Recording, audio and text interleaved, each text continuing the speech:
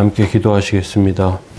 내 아들아, 내 말에 주의하며 내가 말하는 것에 내 귀를 기울이라. 그것을 내 눈에서 떠나게 하지 말며 내 마음속에 지키라. 그것은 얻는 자에게 생명이 되며 그의 온 육체의 건강이 됨이니라. 거룩하신 하나님, 은혜와 도우심에 감사합니다. 생명의 말씀 가운데 서게 하시고 하나님께서 주시는 지혜가 저희들을 이끌고 인도하시기 원합니다. 오늘도 제 말씀으로 세우시기 원하며 예수 그리스도 이름으로 기도합니다. 아멘. 찬송가 400장 2절 찬송 드리겠습니다. 400장 2절입니다.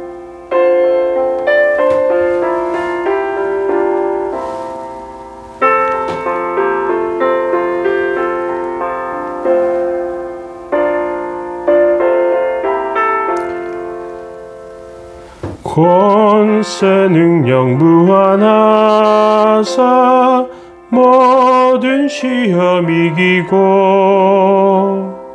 풍랑까지 다스리는 주님 앞에 비오리. 주여 나를 돌보시사 거의 품어주시고 험한 풍파 지나도록 나를 숨겨주소서. 아멘. 시편 112편 3절에서 6절까지 말씀 보시겠습니다.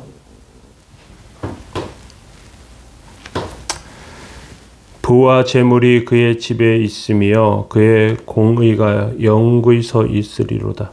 정직한 자들에게는 흑암 중에 빛이 일어나나니 그는 지혜롭고 긍휼이 많음이며 의로운 이로다. 은혜를 베풀며 구워주는 자는 잘 되나니 그 일을 정의로 행하리로다. 그는 영원히 흔들리지 아니하며 의인은 영원히 기억되리로다. 아멘. 네, 오늘 시편 112편 두 번째 말씀으로 하나님의 말씀이 주는 축복에 대해서 살펴보기를 원합니다. 하나님의 말씀을 사랑하는 자에게 세 가지 복을 주시는데요. 첫 번째는 하나님이 모든 좋은 것에 부족함이 없게 주십니다. 3절에 보니까 부와 재물이 그의 집에 있으며 그의 공의가 영구히 서 있으리로다. 부와 재물은 같은 의미이기도 하지만 다른 의미이기도 합니다. 부는 풍부를 의미하는데 여기서 중요한 것은 사람이 많아지고 은사가 다양해지는 것을 가리킵니다. 하나님의 말씀이 있는 곳에는 사람이 은혜를 받기 때문에 점점 많아지죠. 젊은 사람들이 늘어나게 됩니다. 젊으면 하나님의 말씀에 민감하기 때문에 그렇습니다. 사람이 많아지고 또 일꾼이 늘어나고 찬양도 하고 연주도 하죠. 봉사하고 섬기는 일들이 생깁니다. 하나님의 말씀을 사랑하는 사람들은 편파적이지 않습니다. 좋아하는 자라고 특혜를 주거나 싫어하는 자라고 해서 손해를 주지 않습니다. 이것이 하나님을 기쁘시게 하는 일이기 때문에 그렇습니다.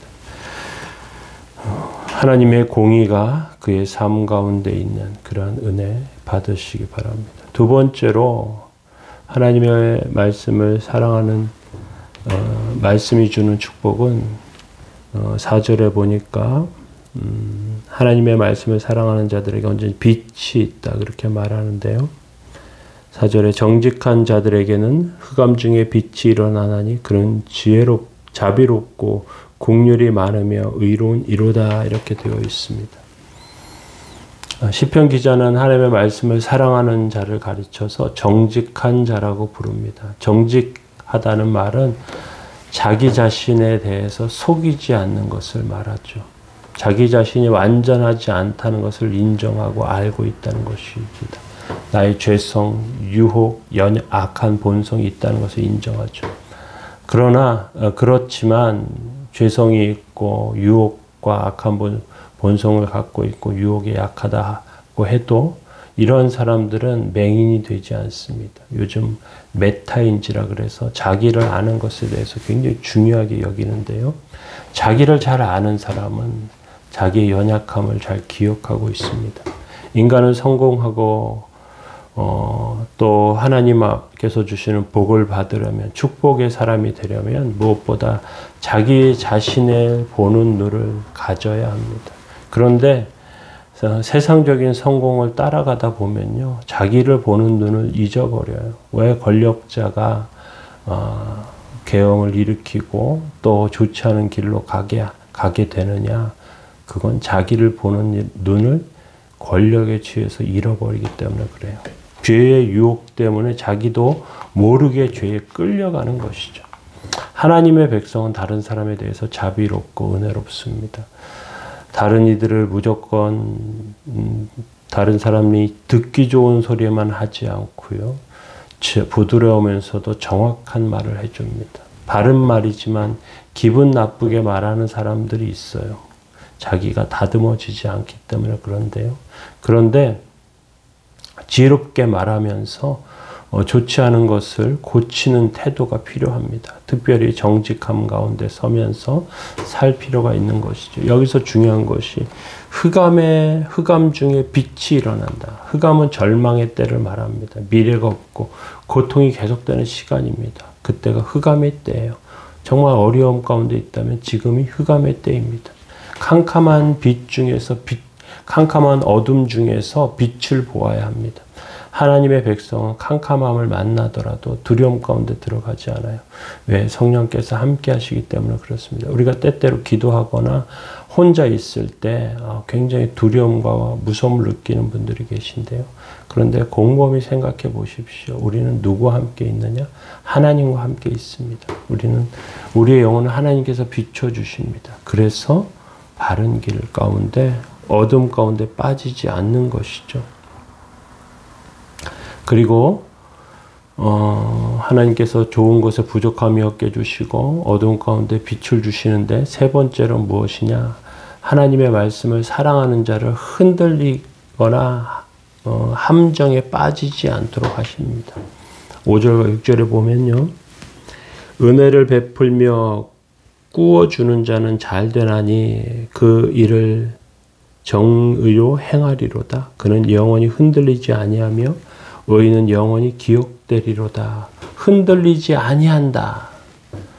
의인은 흔들리지 않는다는 의미로 알아야 합니다. 세상의 함정과 유혹, 살얼음 반 같은 그러한 삶 가운데 우리가 살아가지만, 그렇지만 빠지지 않고 무너지지 않는 가운데 갑니다. 하나님의 말씀을 사랑하지 않는 사람은요, 마구 가속도를 올려서 달려가요. 더 부자가 되려고 하고 더 높아지려고 해요. 그런 높은 자리에 올라가다가 함정에 쉽게 빠집니다.